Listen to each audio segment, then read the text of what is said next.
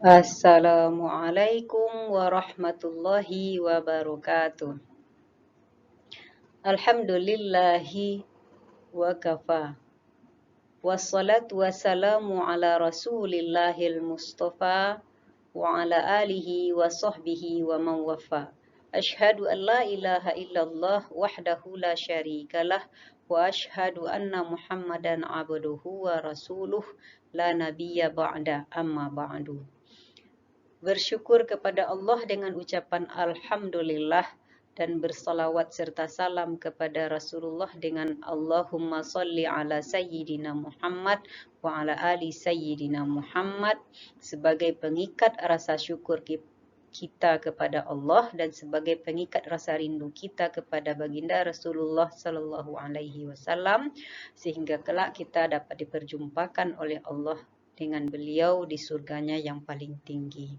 Baiklah anak-anak yang luar biasa hebat, pada kesempatan ini kita akan mempelajari tentang pendidikan agama Islam dan budi pekerti kelas 5 pelajaran 4, yaitu bulan Ramadan yang indah.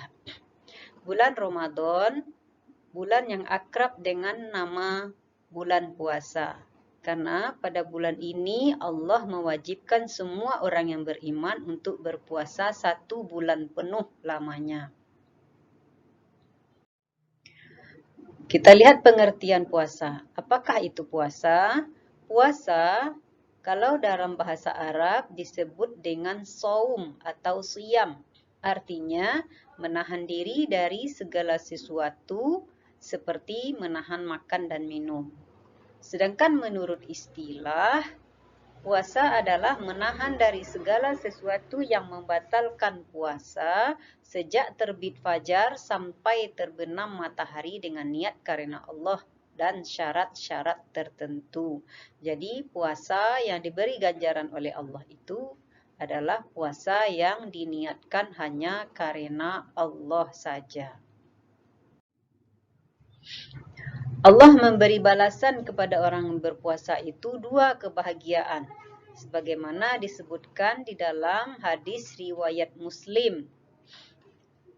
Bunyinya, lis-shaimi farhatani, farhatun 'inda fitrihi wa farhatun 'inda liqa'i rabbih. Artinya, bagi orang yang berpuasa mendapatkan 2 kebahagiaan, yaitu kebahagiaan ketika dia berbuka puasa dan kebahagiaan ketika berjumpa dengan Rabb-nya. Hadis riwayat Muslim nomor 1151.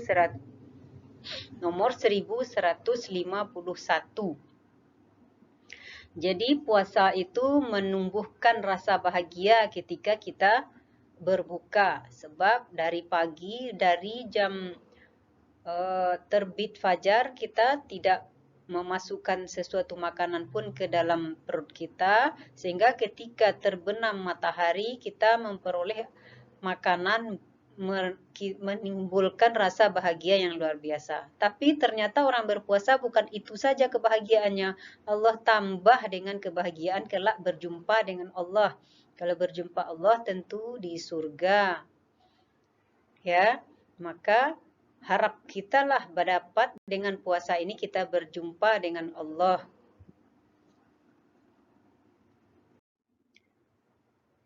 Kemudian Allah perintahkan puasa itu ada dalam Al-Quran surat Al-Baqarah, surat kedua ayat 183.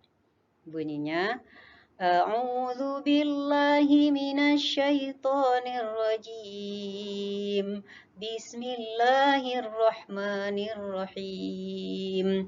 Ya ayyuhalladzina amanu kutiba alaikumus siyamu kama kutiba alal ladzina min qablikum كما كتب على الذين من قبلكم لعلكم تتقون. Artinya, wahai orang-orang yang beriman, diwajibkan atas kalian berpuasa sebagaimana telah diwajibkan juga atas orang-orang beriman sebelum kalian. Semoga kalian bertakwa. Mudah-mudahan kalian bertakwa. Ayat ini adalah dasar hukum terhadap perintah Allah yang mewajibkan melaksanakan puasa pada bulan Ramadan. Puasa memiliki syarat. Orang-orang yang wajib berpuasa ada 5 syaratnya. Kalau orang itu memiliki 5 ini, maka dia wajib berpuasa. Apa dia? 1, beragama Islam. 2, sudah baligh. Artinya baligh ini sudah memiliki tanda-tanda akil balik. Bagi perempuan yaitu haid, yang bagi laki-laki itu mimpi basah. Kemudian berakal sehat. Yang keempat, mampu menunaikan puasa. Jadi kalaupun dia Islam, sudah balik, berakal sehat, tapi tak mampu berpuasa disebabkan sakit atau hal-hal lain yang merupakan ketidakmampuannya itu adalah uzur syar'i, bukan karena tidak mampu dibuat-buat, maka dia wajib berpuasa. Yang terakhir, suci dari haid dan nifas. Nah, kemudian puasa ini ada syarat-syarat sahnya pula. Kalau terpenuhi syarat ini, maka puasa kita sah. Jadi, kita tidak perlu bertanya lagi, sah tidak ya puasa kita? Lihat syarat-syarat ini. Ada 6. Yang pertama Islam, kedua balik berakal, ketiga berniat, keempat mumayyiz, yaitu bisa membedakan perbuatan baik dan perbuatan buruk. 5, suci dari haid dan nifas. 6, menahan diri dari melakukan perkara yang membatalkan puasa. Puasa juga memiliki rukun sebagaimana ibadah-ibadah yang lainnya. Puasa juga memiliki rukun. Puasa hanya 2 rukunnya yang harus dipenuhi. Apa dia? Yang pertama niat. Lafaz niat, nawaitu. Nawaitu sawma ghadin an ada'i fardhi syahri ramadhana hadhihi sanati lillahi ta'ala. Niat ini boleh diucapkan dengan lisan setelah kita selesai makan sahur, boleh juga niat di dalam hati, karena pada dasarnya niat itu adalah tempatnya di hati. Kemudian yang kedua, menahan diri daripada melakukan perkara yang membatalkan puasa dari terbit fajar sampai terbenamnya matahari. Perkara-perkara sunnah ketika puasa yaitu makan sahur, kemudian tidak berbicara perkara yang kotor dan tidak berfaedah seperti melucu-lucu dan ketawa-ketawa, itu dapat mengurangi pahala sunnahnya ya. Kemudian segera berbuka, mendahulukan sholat maghrib, kemudian berbuka dengan kurma atau air, kemudian baca doa berbuka puasa.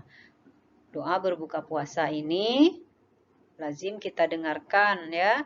Sering di TV-TV ditayangkan. Apa doanya? Allahumma laka sumtu wa bika amantu wa ala rizqika aftartu birahmatika ya arhamar rahimin.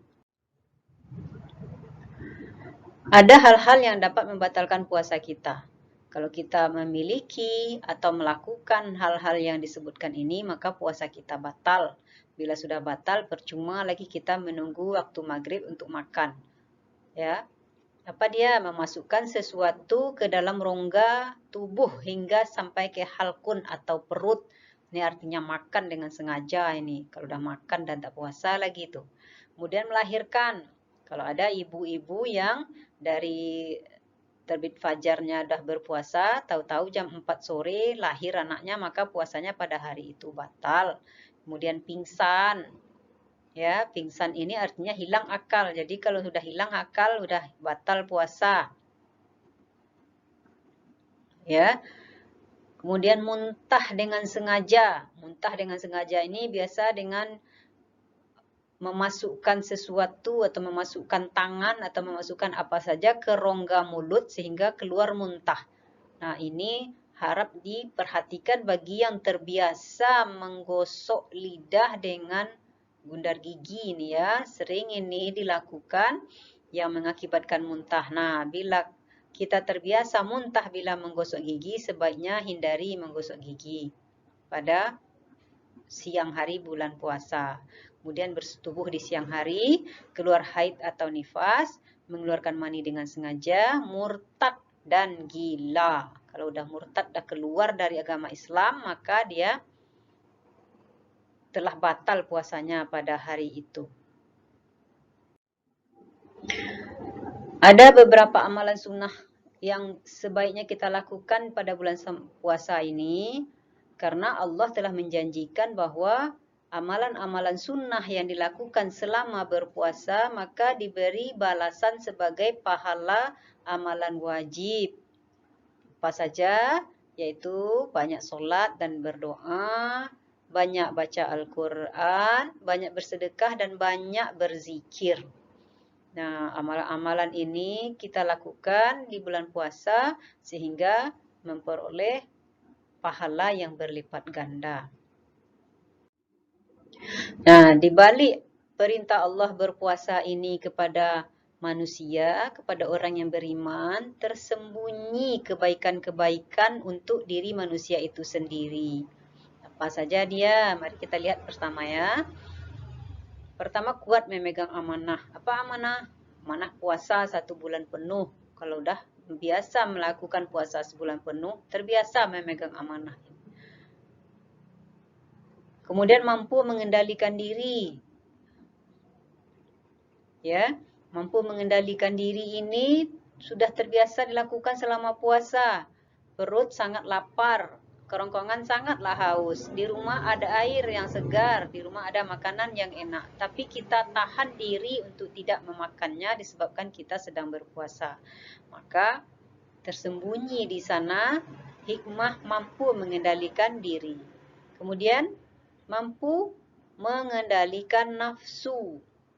Jadi nafsu kita yang tadinya lapar, kita kendalikan untuk tidak makan sampai waktu berbuka datang. Kemudian menumbuhkan rasa syukur, kemudian peduli terhadap sesama, khususnya kepada fakir dan miskin. Karena ketika kita berpuasa, kita tidak makan dan tidak minum. Kita rasakan bagaimana tersiksanya tidak makan dan tidak minum itu. Sementara fakir miskin, mereka memang tidak makan dan tidak minum karena memang mereka tidak punya makanan. Sehingga dengan terbiasa kita berpuasa, maka akan tumbuh rasa peduli, tumbuh rasa ingin selalu membantu sesama, terutama pada fakir dan miskin. Nah, barangkali inilah yang dapat Ibu sampaikan pada kesempatan ini. Mudah-mudahan dengan mempelajari tentang bulan Ramadan ini, yang akan datang beberapa bulan lagi ke depan, maka kita dapat mempersiapkan diri dalam melaksanakan dan menjauhi apa yang harus kita jauhi di bulan Ramadan. Akhirul kalam, wabillahi taufiq wal hidayah. Assalamualaikum warahmatullahi wabarakatuh.